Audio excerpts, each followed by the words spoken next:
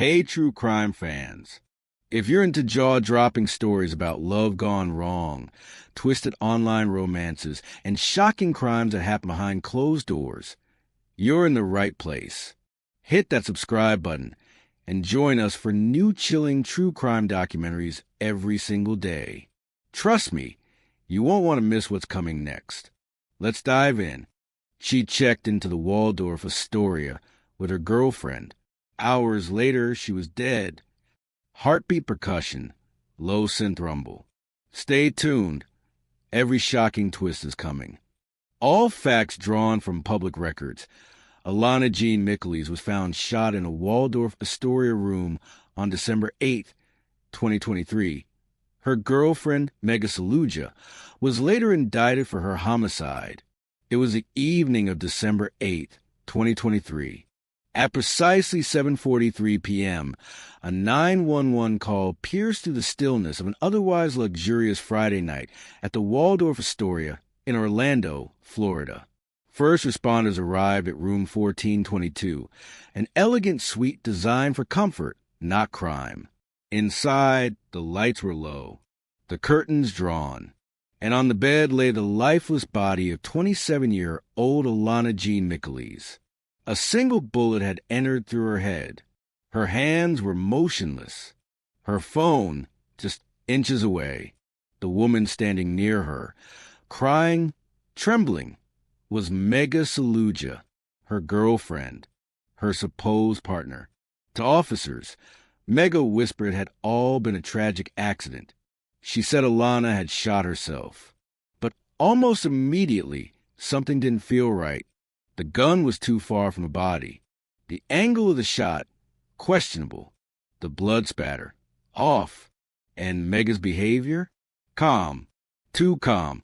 One officer would later describe her as eerily composed. In that moment, a simple hotel room transformed into a crime scene, and a love story into a possible murder mystery. What began as a romantic getaway between two women soon unraveled into a deadly betrayal. A young life, full of promise, was abruptly and violently cut short. But this was no random act of violence. This was personal. Stay with us as we step inside the hotel room where love turned lethal. Alana Jean Micheliz was not just a victim in a tragic crime. She was a vibrant young woman whose life had been dedicated to the mysteries and wonders of the ocean. Born and raised in Orlando, Florida, Alana found her calling early on.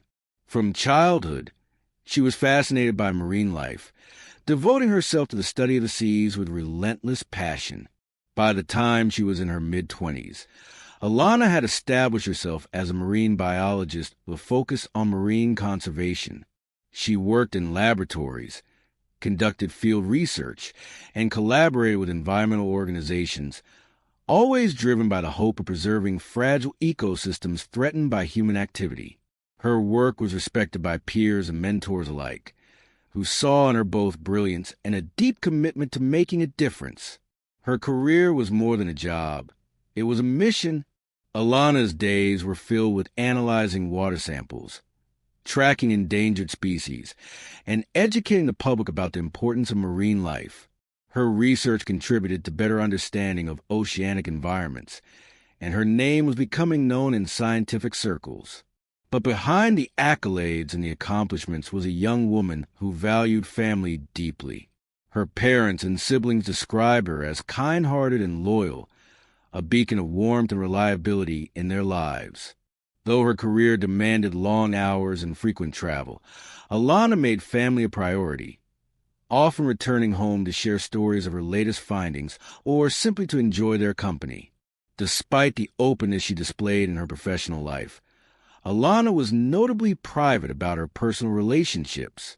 Friends and colleagues knew she dated, but few were aware of the complexities that lay beneath the surface. Her romantic life remained largely out of view, cloaked in secrecy and guarded closely. This guardedness would later raise difficult questions. In the weeks leading up to her death, there was a noticeable change. Those closest to her sensed something was different, an unease that had not been there before. What exactly shifted in Alana's life remains a mystery, but it set the stage for the devastating events that followed. As investigators delved deeper, they uncovered fragments of a private world that Alana had kept hidden, a world that would become central to understanding her final moments. Enter Mega Saluja, the woman who became the center of a heartbreaking and mysterious chapter in Alana's life. Their relationship, though largely private, was marked by intensity, passion, and ultimately suspicion. Publicly available information confirms the two had been romantically involved for several months before December 2023, but very little was known to outsiders about the true nature of their connection.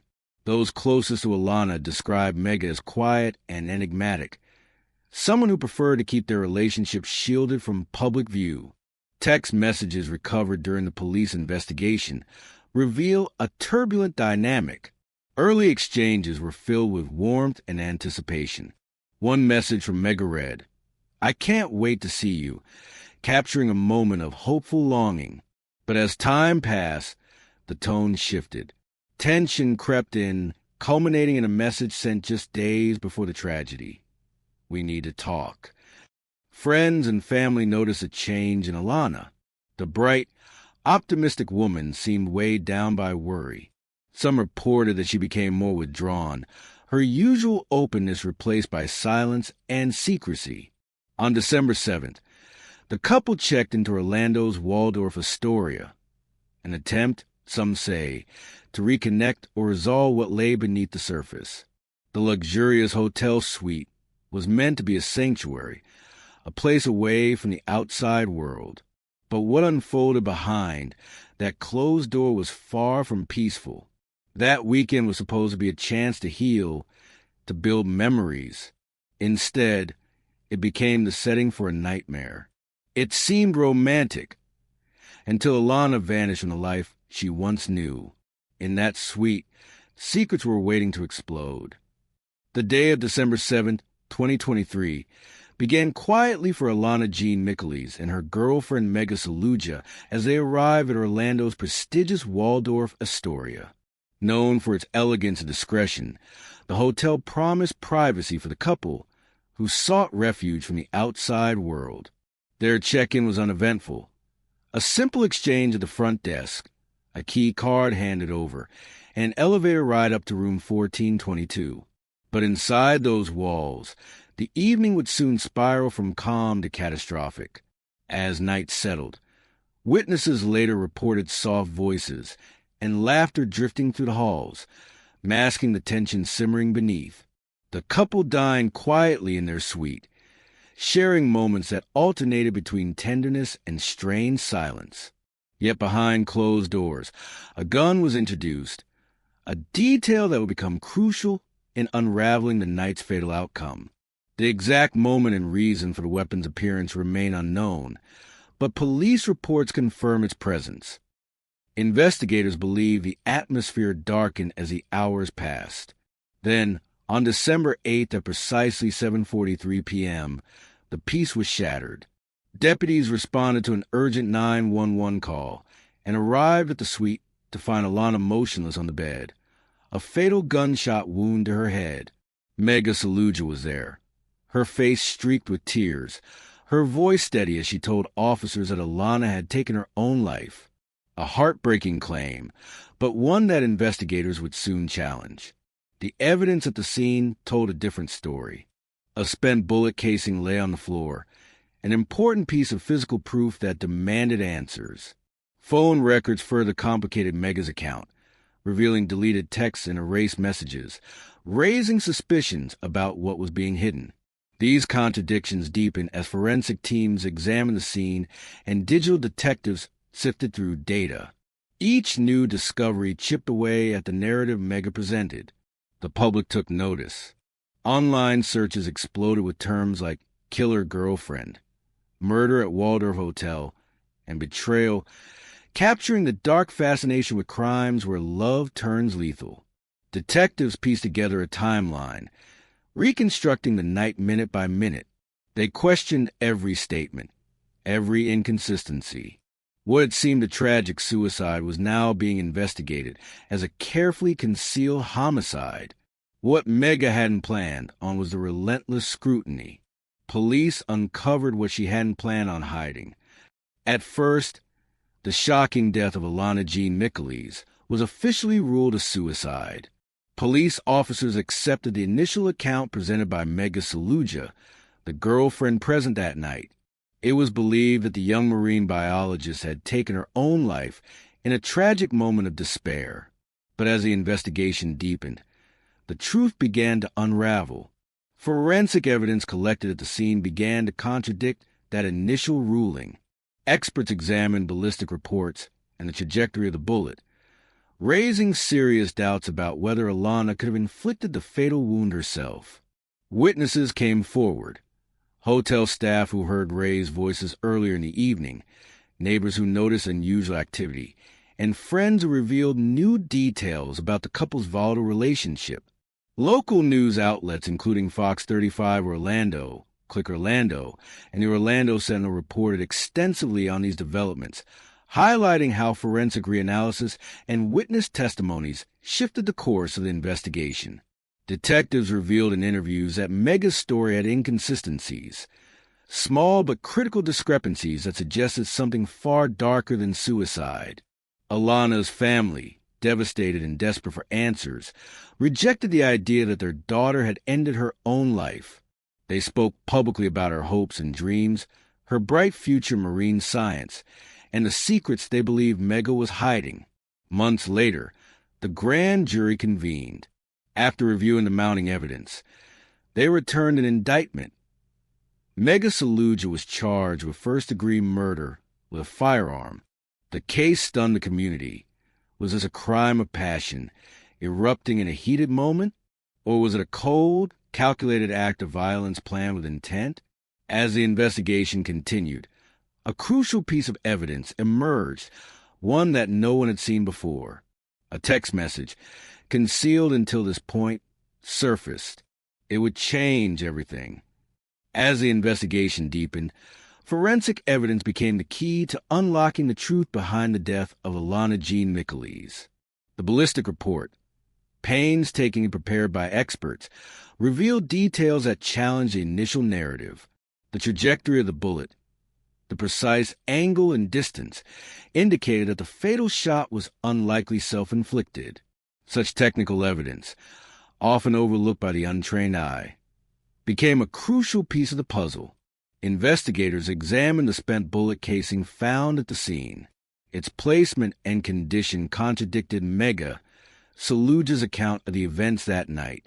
The casing was more than a fragment of metal. It was a silent witness to the fatal encounter.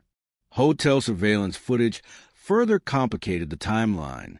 Cameras outside the suite captured Alana and Mega arriving together, appearing calm and composed. However, no footage showed what transpired inside the room, moments that would prove decisive. The absence of visual evidence within the suite left investigators to piece together the story through forensic science and testimony. One of the most unsettling revelations came from Mega's demeanor during police interviews. Despite the gravity of the situation, Mega appeared unnervingly calm, almost detached. Detectives found this composure unusual and suspicious. In moments where most would break down, Mega maintained a steadiness that made investigators question her true role. Adding to the mystery were inconsistencies in her account of the night. Small details that didn't align, timing, her actions, the handling of the weapon, created gaps that begged for explanation. A critical question haunted the investigators and the public alike. Why did Mega call 911 immediately after shooting? The delay in alerting authorities suggested more than shock or confusion. It hinted at something darker. Phone records revealed deleted messages, conversations wiped clean, erasing potential evidence. The deliberate destruction of digital trails only fueled suspicion.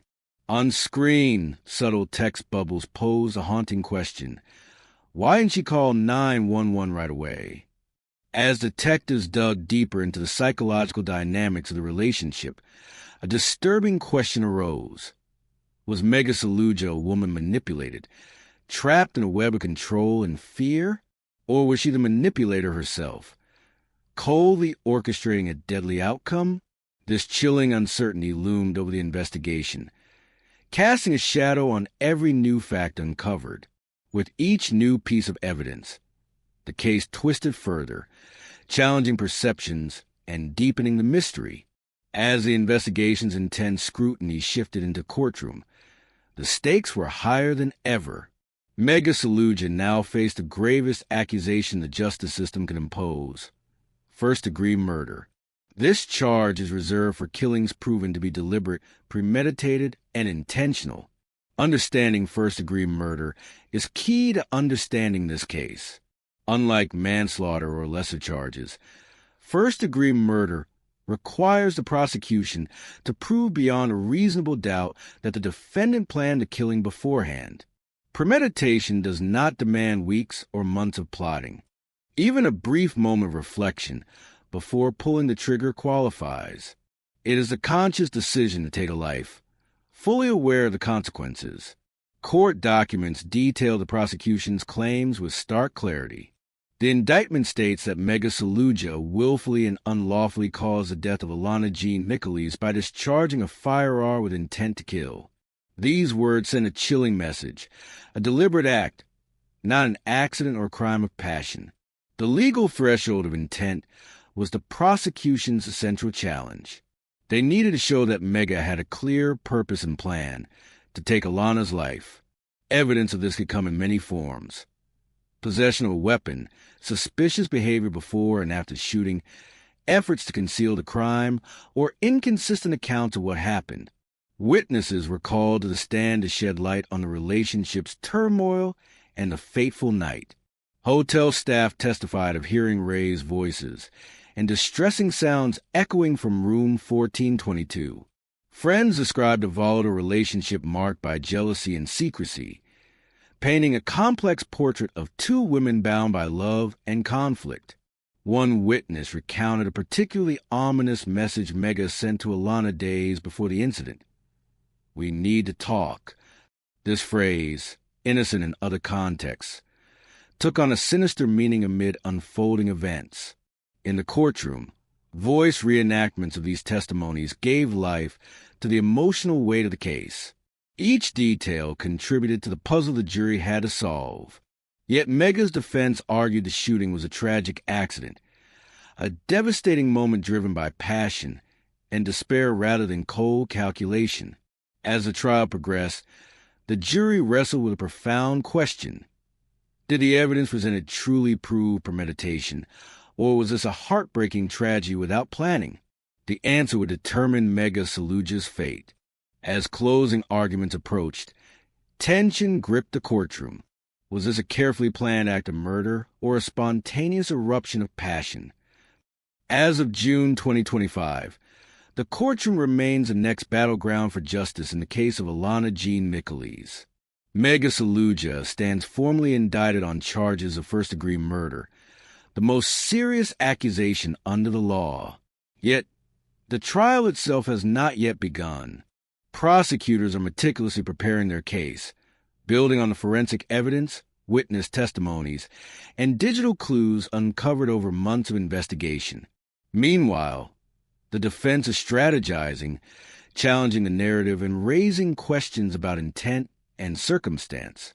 The slow march toward trial leaves an aching void for families caught in the storm. Alana's loved ones continue to grapple with loss, wrestling not only with grief but with the complexities of betrayal and shattered trust. They remember Alana as more than a victim, a brilliant marine biologist whose passion for ocean conservation was matched only by her kindness and ambition. Her work in marine biology was a beacon of hope, a legacy that now stands in stark contrast to the tragedy that ended her life. Friends and colleagues speak of her dedication, the lives she touched and the dreams she chased, reminding us that behind every headline, there's a real person, a vibrant life cut far too short. This case underscores a haunting reality. Love can sometimes become a double-edged sword. When obsession replaces affection and betrayal seeps into the heart, The consequences can be catastrophic. A tragedy born from love, tangled in betrayal and obsession, forces that collided with fatal consequences in the walls of a luxury hotel. As we reflect on the unfolding story, one question remains at the forefront of every mind. Was this an unplanned, passionate outburst fueled by emotion and despair? Or was it a calculated murder, cold and meticulously planned? The answer may lie hidden somewhere in the shadows of this story, waiting for justice to shine a light. What do you believe? Inside that hotel room at the Waldorf Astoria, a story unfolded that would shock a city and haunt the memories of those involved for years to come. Love, once a source of hope and happiness, turned lethal in the most tragic way imaginable. Alana Jean Micheles, a vibrant marine biologist with a promising future, lost her life in that suite. Her story a stark reminder of how passion can sometimes spiral into darkness. Her girlfriend, Mega Saluja, now stands accused, facing the full force of the law as the world watches. But the truth remains elusive, wrapped in conflicting narratives and haunting questions. As the case awaits trial, the community continues to grapple with the enormity of this tragedy, reflecting on a fine line between love and obsession, between heartbreak and crime. Now, we invite you, the viewer, to be part of this ongoing conversation. What do you believe happened inside that room? Was it a moment of uncontrollable passion, a heartbreaking loss of control? Or was it a cold, calculated act planned with chilling intent? Your insights matter. Comment below and join the discussion.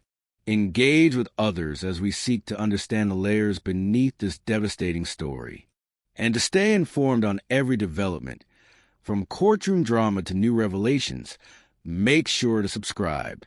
We'll bring you the latest updates, providing a clear window into a case that continues to unfold.